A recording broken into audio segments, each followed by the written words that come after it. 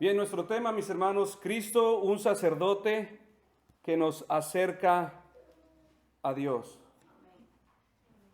Cristo, un sacerdote que nos acerca a Dios. Hebreos capítulo 7, verso 11 va a ser el verso a exponer.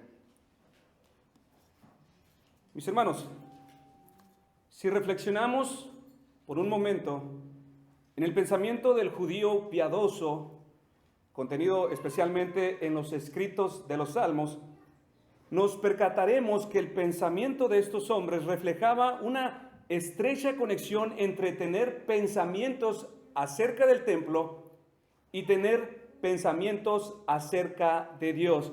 Tener pensamientos para la mente del judío acerca del templo era como pensar en Dios mismo, era pensar en una misma cosa.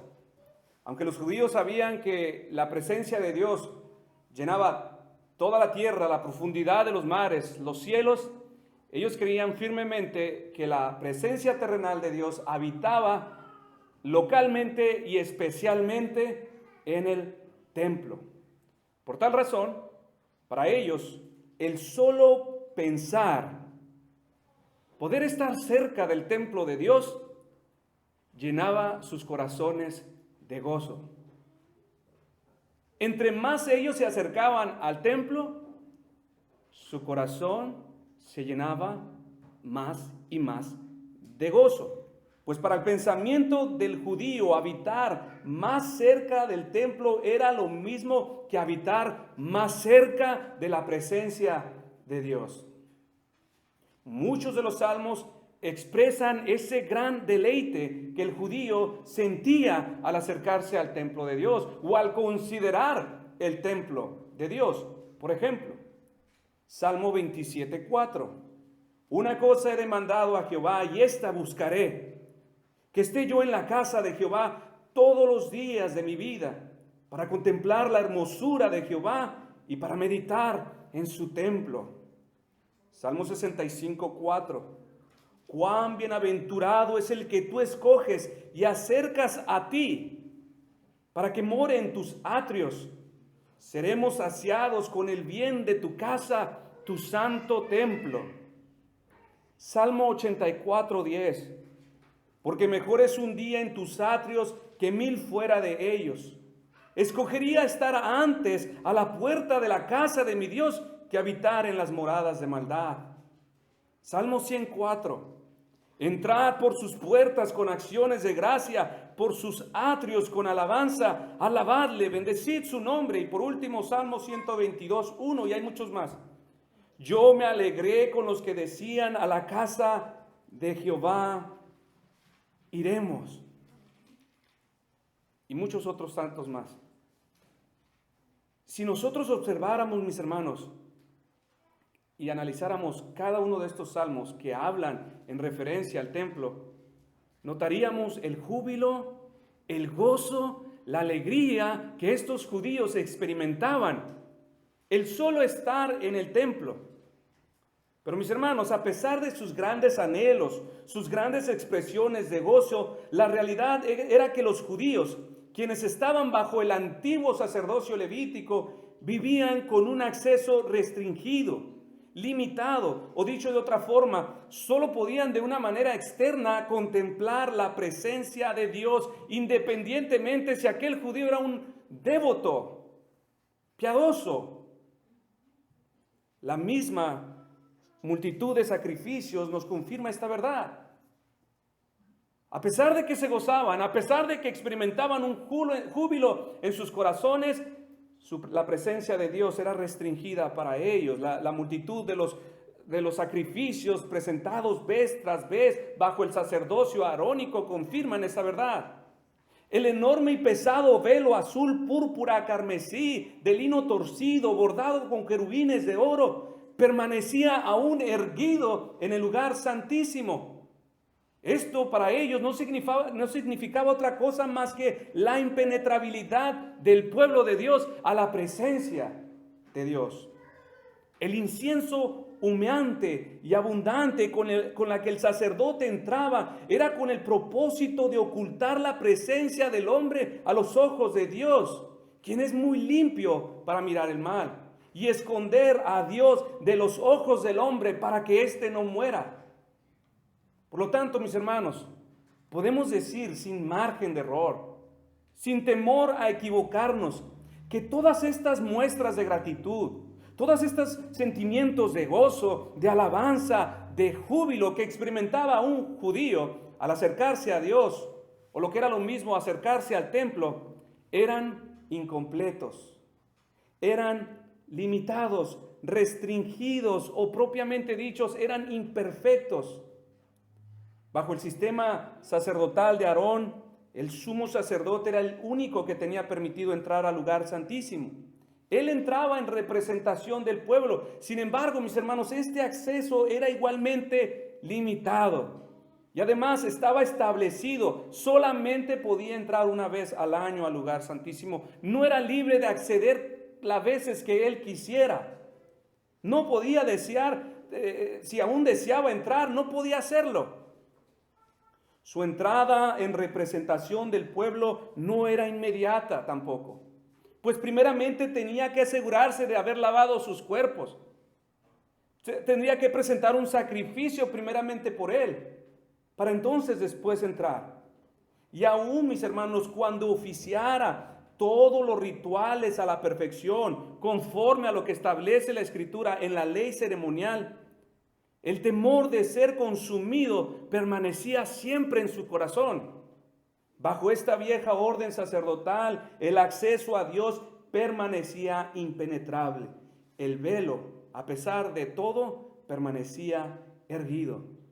Así que, mis hermanos, el sacerdocio arónico, como orden sacerdotal para acercarnos a Dios absolutamente, completa, plenamente, era un fracaso. Dice nuestro verso: si pues la perfección fuera por el sacerdocio levítico, porque bajo él recibió el pueblo la ley, ¿qué necesidad habría aún de que se levantase otro sacerdote según el orden de Melquisedec y que no fuese llamado según el orden de Aarón?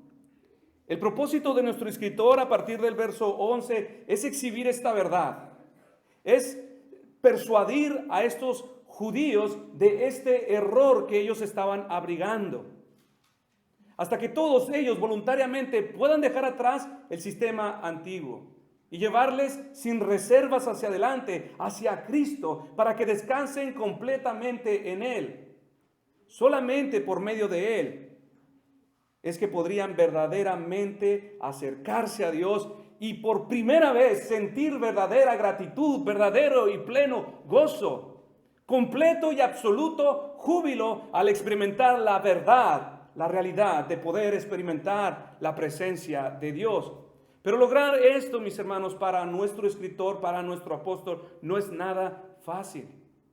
Pues para los judíos, a pesar de que creían en las múltiples profecías acerca del Mesías que vendría y del nuevo orden que él traería, creer que el sacerdocio arónico era temporal, creer que era inadecuado, defectuoso, incapaz, imperfecto, era algo impensable en su mente. Y esto es lo que nuestro escritor está elaborando, está presentando evidencia tras evidencia de la imperfección de este sacerdocio antiguo. El judío toda su vida creyó que Dios instituyó el sistema levítico y que además este era perfecto, suficiente y también permanente. Estaban en lo correcto en cuanto a Dios, en cuanto a que Dios instituyó este sacerdocio, pero que fuera perfecto, que fuera suficiente y permanente. En esto estaban muy equivocados. Nuestro escritor claramente plantea esto en nuestro pasaje. Si pues la perfección fuera por el sacerdocio levítico, ¿qué necesidad habría entonces de que se levantase otro, uno nuevo? En otras palabras, les está diciendo, si la suficiencia, la permanencia, la perfección hubiese sido hallada en el sacerdocio levítico, no habría entonces ninguna necesidad de otro. Con estas palabras, mis hermanos, se le está dando un golpe devastador, un golpe demoledor a las columnas de sus convicciones. Un fuerte golpe a lo que ellos creían. Escuchar en estas palabras que el sacerdocio levítico era incapaz, que era débil, que era ineficiente, inútil, fue radicalmente desastroso a sus mentes. Su seguridad y su esperanza estaba colapsando cuanto más evidencias de su imperfección les mostraba. Su seguridad y esperanza se estaba desboronando mientras aquel escritor les muestra argumento tras argumento de su imperfección. Para tener un acercamiento, mis hermanos, a lo que en los corazones de estos judíos está pasando, imagínense la confusión, la crisis emocional que han experimentado aquellos padres que después de algunos años se les notifica desde el hospital que hubo un error logístico en la sala de partos. Y resulta que por accidente se les dio un bebé que no era suyo, como lo fue en el caso de una familia hindú, a quien después de 2 años se le notificó del hospital este error. Y por si no fuera traumático, las pruebas de ADN tardaron otros 2 años más para arrojar los resultados. Y solo para confirmar que efectivamente el niño que estaban ellos criando, el niño que estaban nutriendo y amando y cuidando, no era suyo. Y de acuerdo a las leyes de esa nación, se les obligó a cada familia a abandonar al hijo al que amaban para recibir en su lugar al legítimo. Imagínese el sufrimiento de los padres, si usted estuviera en ese lugar, o el de los abuelos, si estuviera usted, uno de sus hijos, en ese lugar. Ahora no solamente ellos, ahora el mismo niño, imagínese el tormento, la angustia y el dolor de ser despojado de aquellas personas que él cree que son sus verdaderos padres y recibir en su lugar al verdadero. Bueno, mis hermanos, quizás esto fue algo así de devastador para el judío. Sabía que tenía que abandonar la orden ilegítima para recibir la verdadera. Pero para ellos no debió haber sido jamás, mis hermanos, una sorpresa ni nada extraño como el ejemplo que estamos ilustrando. No debió haber sido una sorpresa. Cuando esto llegó a su tiempo, no debió haber sido algo asombroso o algo extraño, porque Dios con bastante anticipación les había revelado que existía otra orden sacerdotal superior. Sin embargo, como a todos nos pasa, por su ignorancia, de pronto se enteran que estaban abrazando y nutriendo un error. Por su irresponsabilidad se asombran de que el sacerdocio en quien confiaban no era para siempre, sino temporal. Como balde de agua fría les cae el saber que su sacerdocio no era suficiente, sino insuficiente, que no era capaz, sino incapaz. Ahora, si usted se pregunta, ¿insuficiente para hacer qué? ¿Débil para hacer qué? ¿Incapaz para hacer qué? La respuesta inmediata, mis hermanos, es para acercarnos a Dios. Este es el corazón de nuestro mensaje. Si pues la perfección fuera por el sacerdocio levítico. La palabra perfección, mis hermanos, en nuestro verso es precisamente de lo que está hablando.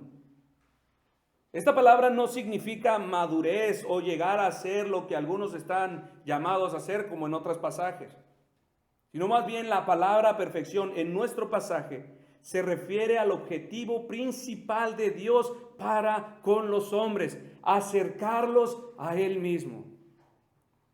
En esta sola palabra se resumen todos los beneficios espirituales procurados por la figura sacerdotal a favor del pueblo, pero que bajo el viejo jamás se logró obtener. ¿Cuáles son esos beneficios? ¿Cuáles son todos esos beneficios que la figura sacerdotal procuraba a favor del pueblo? Propiciar la ira de Dios en contra del pecador, expiar los pecados, limpiar nuestras conciencias de culpa de pecado, purificar nuestras almas, transformar nuestros corazones. Hebreos 7:11 nos está diciendo que la perfección, o sea, todo lo que incluye esta palabra, el acceso a Dios, no llega ni llegará por medio del sacerdocio levítico, sino por medio de la orden sacerdotal de Melquisedec. La razón principal por la que Dios instituyó el sacerdocio, mis hermanos, es para poder reconciliar a los hombres con Dios por medio del sacrificio. El sumo sacerdote, en representación del pueblo, se presentaba delante de Dios en el lugar santísimo. Ofrecía un sacrificio por el pecado del pueblo. Este sacrificio tipificaba la remoción de la barrera que nos separaba de tener acceso a Dios. Esto es la expiación del pecado, quitarlo delante de los ojos de Dios, removerlo y no verlo nunca más. Pero esto, mis hermanos, nos dice nuestro escritor, no estaba en la capacidad de un sacerdocio imperfecto como el que estamos hablando. No estaba en la capacidad del sacerdocio levítico. Pues más adelante se nos dice en el capítulo 9 que aun cuando el sumo sacerdote oficiara todos estos servicios, el velo quedaba erguido, dando el Espíritu Santo a entender con esto que aún no se había manifestado el camino al lugar santísimo. Hebreos 10, pues ya que la ley solo tiene la sombra de los bienes futuros y no la esencia misma de las cosas, nunca puede, por los mismos sacrificios que ellos ofrecen continuamente año tras año, hacer perfectos a los que se acercan. De otra manera, no habría cesado de ofrecerse, ya que los adoradores, una vez purificados, no tendrían ya más conciencia de pecado. Pero en esos sacrificios hay un recordatorio de pecados año tras año, porque es imposible que la sangre de toros y de machos cabríos quite los pecados. Ahora, esto que nuestro escritor les está diciendo, que el sacerdocio levítico ha sido removido por causa de su perfección, entre los oyentes, mis hermanos, hubiera causado todo un revuelo entre los presentes. Es por eso que antes de llegar a este punto, como vimos en mensajes anteriores, lo primero que presenta nuestro escritor es el sacerdocio de Melquisedec. Porque al verles recordado primeramente algo que ellos ya sabían, pero que no habían considerado ni que habían analizado, podría entonces recordarles que existía otro orden de sacerdocio. Su mente reconocería entonces que no hay nada blasfemo en decir que el sacerdocio levítico fue removido. No habría nada sorpresivo ni chocante en decir que a su debido tiempo habría de ser quitado. Es como si nuestro escritor al hablarles a estos les hubiera dicho, ustedes sabían bien. No sé cómo es que ustedes están confiando en un sacerdocio imperfecto si las mismas escrituras no lo enseñan. Antes de que el sacerdocio levítico hubiese sido instituido, existió una orden superior y este fue Melquisedec. Dios nos lo hizo saber con mucha anticipación, que ya existía otro superior. Y este era según el orden de Melquisedec.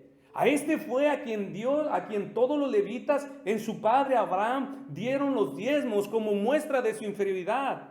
Y por mismo de quien fueron bendecidos en Abraham como una muestra de la superioridad de este sobre todos ellos.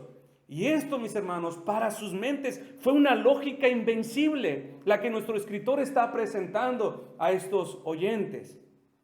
Y de la misma manera, no era la primera vez que lo escucharon en Génesis. También el Salmo 110 anticipa esto. Mientras la orden sacerdotal aún funcionaba en el templo, David dice que en el advenimiento del Mesías, él sería un sacerdote según el orden de Melquisedec. ¿Por qué ninguno de ellos preguntó? ¿Por qué dice según el orden de Melquisedec? ¿Por qué cuando estamos nosotros bajo esta orden sacerdotal de Aarón, por qué nadie se preguntó qué de Melquisedec? Estaba en las escrituras, lo escuchaban, pero nunca pusieron atención. Tal vez estaban atentos en el WhatsApp. Tal vez mientras los rabinos enseñaban las escrituras y les abrían para hablar las cosas venideras del Mesías, muchos de ellos estaban pensando en qué podemos hacer cuando se acabe, cuando este barbón deje de hablar. ¿Por qué ninguno de ellos se preguntó? Entonces, mis hermanos, a la luz de esta verdad, lo más razonable era pensar que el sacerdocio levítico no era el único. Y en base a las limitaciones del Levítico, reconocer que era necesario que uno mejor ocupe este. Si pues la perfección fuera por el sacerdocio levítico, ¿qué necesidad habría aún de que se levantase otro sacerdote?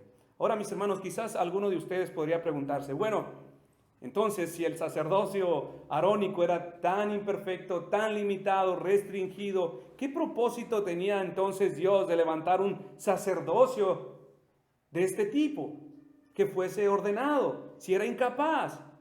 Mis hermanos, este sacerdocio fue ordenado precisamente para que éste sirviera como un medio que comunicara a escala menor la grandeza de Cristo.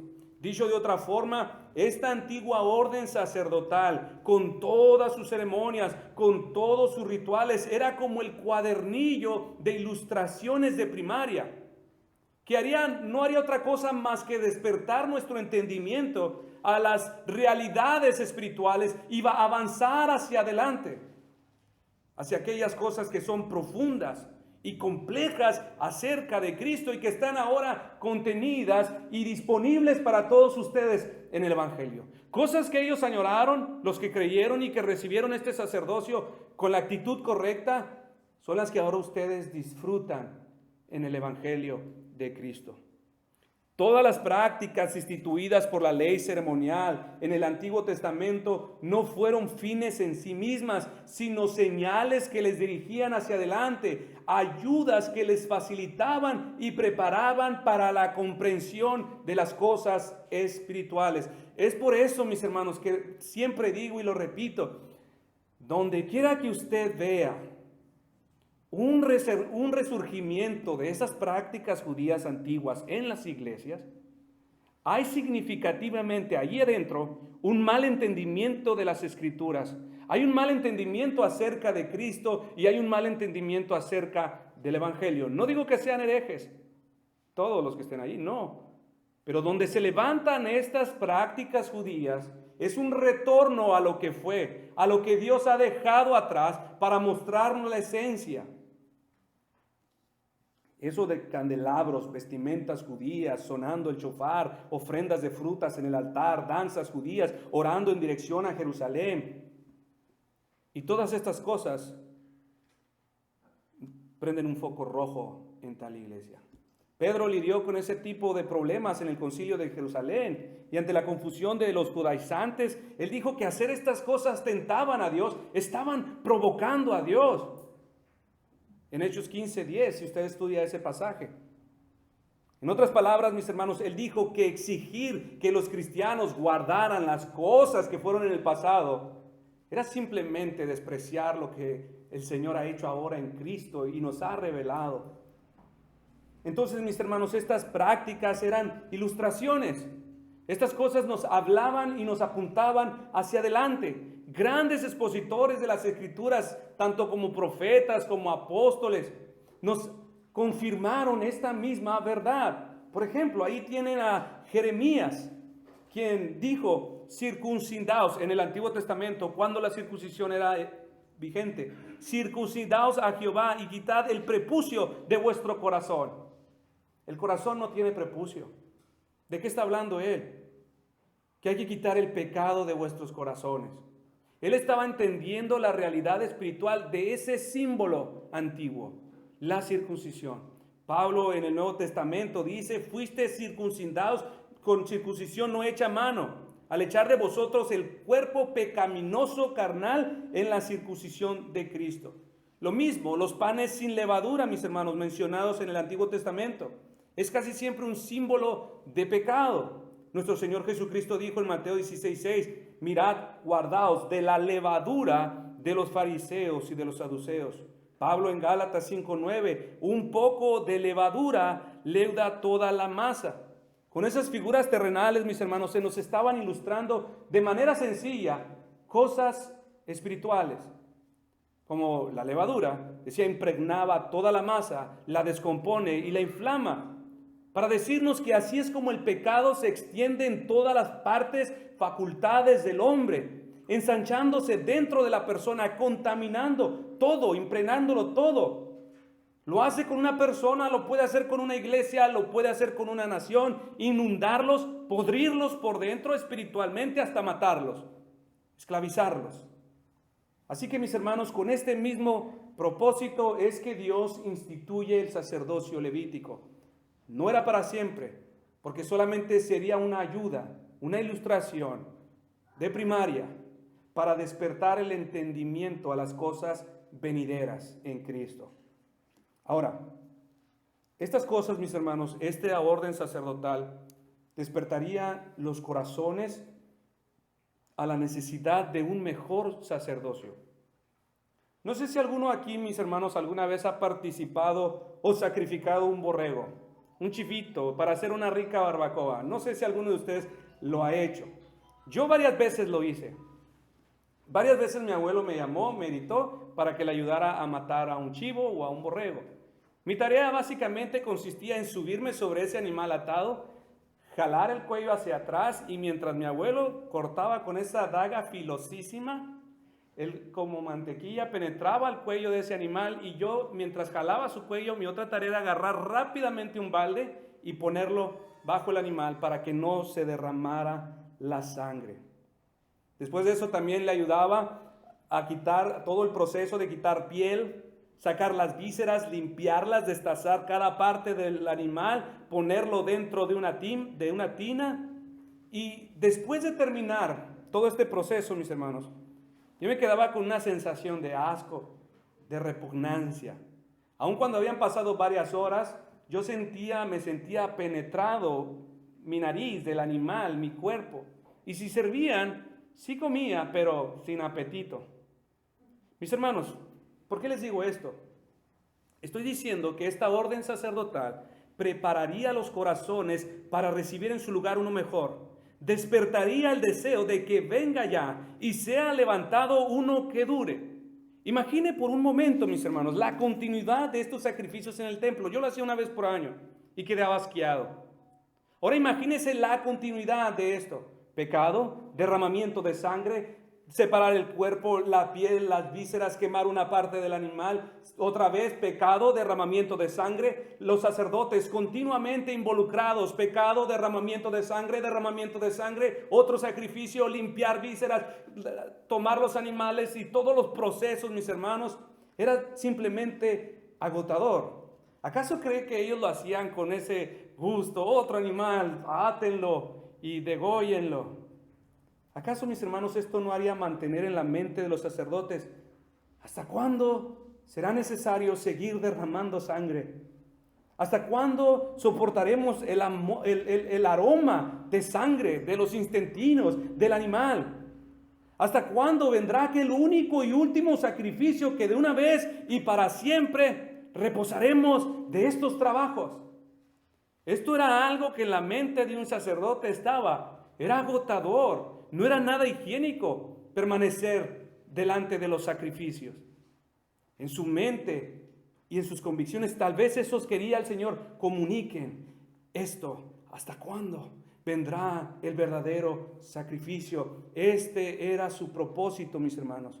Que por medio de todos estos servicios ceremoniales, los sacerdotes vivieran a la expectativa del gran y verdadero sacrificio que daría fin a todo esto. Ahora, imagínese la alegría que debieron haber experimentado cuando al fin, después de tanto tiempo, se oyó aquella voz en el desierto que dijo: «He aquí el Cordero de Dios que quita el pecado del mundo». Pero no fue así. La mayoría del pueblo no estaba preparado para recibirle.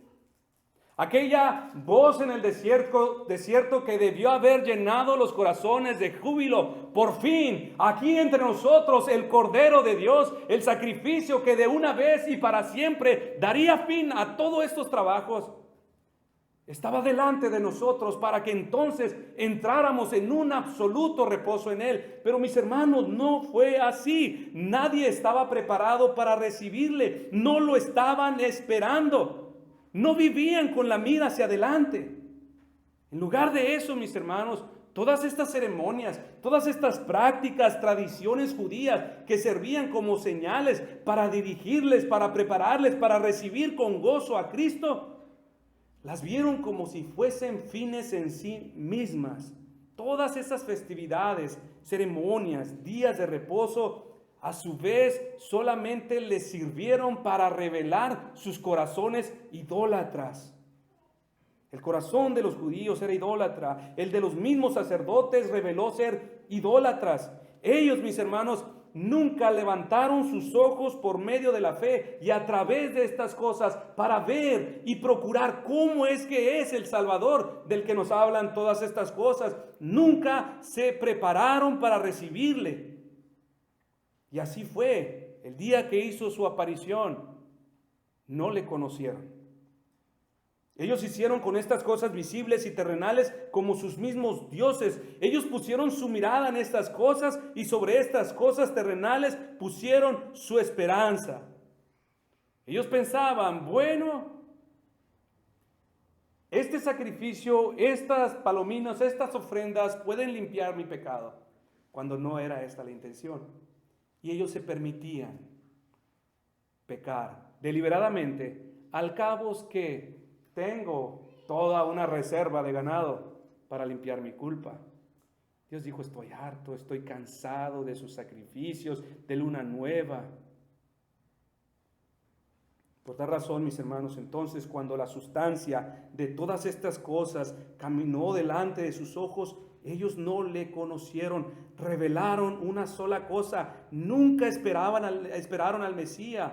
Aun cuando se les dijo, dejen atrás todas estas cosas porque ya no son necesarias. Aquí el Cordero entre nosotros. Ellos se aferraron a permanecer abrazados de todos esos símbolos y prácticas y no quisieron renunciar a ellos. Si pues la perfección fuera por el sacerdocio levítico, ¿qué necesidad habría aún de que se levante otro sacerdote según el orden de Melquisedec y que no fuese llamado según el orden de Aarón? Mis hermanos, si queremos obtener los beneficios de esta palabra, debemos observar cuidadosamente lo que nuestro escritor nos está proponiendo en este pasaje. Nuestro escritor nos está diciendo, Cristo es el sacerdote perfecto. Con estas palabras nos está diciendo que en Cristo podemos obtener todo lo que el viejo no pudo darnos. ¿Qué cosas? Propiciar la ira de Dios en contra nuestra. Borrar nuestros pecados de una vez y para siempre. Limpiar nuestras conciencias de acusaciones, de culpa. Purificar nuestras almas. Darnos un nuevo corazón. Transformar nuestro carácter, hacernos nuevos. Nos está diciendo, mis hermanos, que Dios a través de este nuevo sacerdote Jesucristo está cumpliendo su mayor deseo a través de Él. ¿Cuál? Que todos ustedes, cada uno de los que me está oyendo, pueda acercarse a Dios. Acercarse a Dios, mis hermanos, es la gran razón por la cual Dios levantó un sacerdote como Cristo en medio de nosotros. La esencia de ser cristiano, lo que te debería de identificar a ti, mis hermanos, consiste en hacer por medio de Cristo todo lo que los judíos no pudieron hacer. La esencia de ser cristiano consiste en nuestra libertad para poder venir a Dios. El don más grande y maravilloso que Dios nos ha dado a través de este gran sumo sacerdote es que podemos entrar a la presencia de Dios sin nada que se interponga. Cuando Jesucristo murió sobre aquella cruz, ese velo grueso y pesado se rasgó, dándonos a entender el sacerdocio levítico ha sido rechazado. He aquí un nuevo sacerdote se levanta entre ustedes. Abro la puerta para que vengan a mí y cumplan mi gran deseo por sus almas, por ustedes. La gran esencia del cristiano es que ahora puede con una mente dispuesta entrar al lugar santísimo tan pronto como cuando tenga un pensamiento que invoque el nombre de Dios. Entonces, mis hermanos, ahora usted imagínese, si aquellos creyentes judíos, bajo un sacerdocio incapaz, imperfecto, ineficiente para llevarlos a Dios, aún así procuraban la presencia de Dios al desear morar en el templo, se gozaban de poder pasear por los atrios del templo. Cuando era imperfecto, ¿cuánto más nosotros debemos procurar entrar a la misma presencia de Dios? ¿Cuán pequeño ha de ser el gozo de estos? ¿Cuán pequeño ha de ser su deseo en comparación del cristiano, quien está ahora bajo un sacerdocio eficiente, completo, perfecto, que nos acerca plenamente a Dios? Si estos judíos, mis hermanos, bajo un sistema imperfecto, se gozaban con aquellos que decían, a la casa de Jehová iremos, ¿cuánto mayor deleite cada uno de ustedes debió presentarse en esta mañana con los que se congregan en el nombre de Cristo?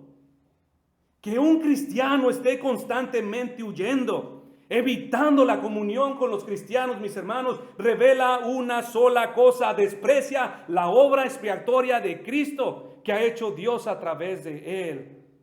Porque su presencia corporal habita en su iglesia. Mis hermanos, si aquellos judíos decían, cuán bienaventurado es aquel al que tú escoges y acercas a ti para que more en tu santo templo, imagínese, ¿qué no dirán los cristianos que han sido llamados eficazmente para que moren con Dios y Dios en ellos por medio de su Espíritu? Si aquellos judíos, bajo un sacerdocio inútil, decían, un solo día es mejor en tus atrios que 1000 fuera de ellos, imagínese la inquebrantable e innegociable voluntad del cristiano para escoger primeramente perderse un domingo de fútbol, de box, de playa, pero no me perdería el día del Señor. Este sacerdote perfecto fue levantado para cumplir todo lo que el otro jamás pudo hacer a favor nuestro, acercarnos a Dios. Muchos, mis hermanos, han fracasado en entender la función principal de este sacerdote perfecto. Cristo como sacerdote ha sido puesto para llevarnos a Dios. Cristo como sacerdote ha sido puesto para que por medio de él obtengamos más de Dios. Pero a muchos les ha pasado igual como a aquellos judíos. Se les dio un sacerdote, se les dieron las figuras, se les dio las ceremonias y revelaron la idolatría de sus corazones. Pues ahora nosotros, en esta nueva orden sacerdotal, un sacerdote como Cristo solamente sirve para revelar la idolatría de nuestros corazones. Pues en lugar de venir a Cristo para poder tener comunión con Dios, pervertimos su oficio y por medio de él solo seguimos procurando cosas terrenales, cosas perecederas de este mundo. Nuestras oraciones están repletas de cosas para esta vida. Venimos a aquel grande sumo sacerdote que nos abrió las puertas impenetrables de luz inaccesible, donde habita la majestad y la presencia de Dios. Nos presentamos por medio de él y decimos, Señor, queremos un carro. Señor, quiero un mejor trabajo. Señor, ayúdame en estos problemas. Ese no fue el propósito, mis hermanos, por el cual Dios nos dio un sacerdote. Así hemos pervertido su oficio principal para llevarnos a Dios. Pues lo utilizamos para traernos de vuelta a la tierra. Le estamos pidiendo, deseamos establecernos más y más en este mundo. No estoy diciendo que usted no puede orar por cosas de este mundo, por las cosas que necesita. No deben de ser la principal oración por la cual usted se acerca a Dios. Buscad primeramente el reino de Dios. Todas estas cosas el Señor sabe que tenéis necesidad y Él como un buen padre se va a acordar de ellas. Pero la razón principal por la cual Él te dio a Cristo es para que tú vengas y obtengas más de Dios. La expresión más completa de la fe es entrar a la presencia de Dios en su lugar santísimo, celestial, y tener comunión con Él. Esta es la idea fundamental del cristiano en el Nuevo Testamento, encontrarnos y obtener cada vez más de Dios. La idea básica del Evangelio para el cristiano, mis hermanos, es que puede disfrutar de Dios. ¿Disfrutas de Dios?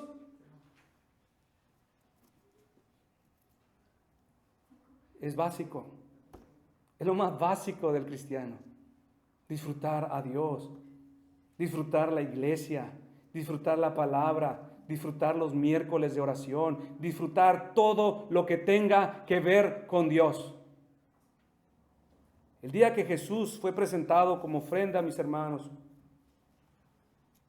dije hace un momento, quedó atrás la vida sin Dios. Porque con una sola ofrenda hizo perfectos para siempre a los santificados. Hebreos 10:14. Está diciendo, con una sola ofrenda acercó a los pecadores a Dios. Para siempre. Una persona se perfecciona cuando por medio del sacrificio de Cristo recibe acceso completo a Dios. El sacerdocio levítico no podía aportar acceso completo a Dios.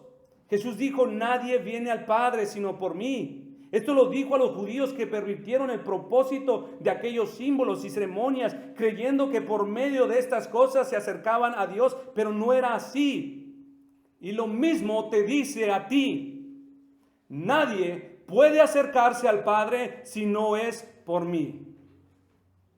Si hoy tú buscas que algo en tu vida cambie, no vengas a Cristo. Cristo no fue enviado para eso. Si tú buscas a Cristo para demandar de Dios un favorcito terrenal, no vengas a Cristo. Para eso no fue enviado.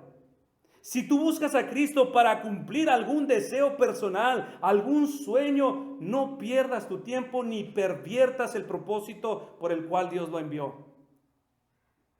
Pero si por otra parte, mis hermanos, quieres a Dios, si por otra parte en esta mañana te sientes despojado de Dios y quieres estar a cuentas con Él, quieres quitar esa barrera de pecado que te separa, te digo, sí, corre y ven a Cristo. Él murió sobre una cruz para llevar tus pecados. Ven a Cristo, tu pecado ahora no es un problema para este sacerdote. Él lo puede borrar de raíz. Si ahora tú dices, es que no puedo, es que la culpa me atormenta, aún tu conciencia puede ser lavada. Lo he hecho tantas veces, este es un sacerdote eficaz, es eficiente. Él te puede dar un nuevo corazón, pero necesitas venir, búscale a Él y tendrás todo lo mejor que Él te puede dar, a Dios mismo. Él es un sacerdote eficiente. Él dijo, he aquí yo hago nuevas todas las cosas. Ven y completa el gozo del Señor. Deleita su corazón al venir a Cristo y Cristo llevarte al Padre. Para esta razón, mis hermanos, es que fue levantado como sacerdote en medio de ustedes, para que pudieran por medio de Él venir a Dios y Dios a ustedes. Cristo es el sacerdote que puede hacer por nosotros todo lo que aquella vieja orden sacerdotal jamás pudo. Son más que bienaventurados ustedes. A Dios sea la gloria.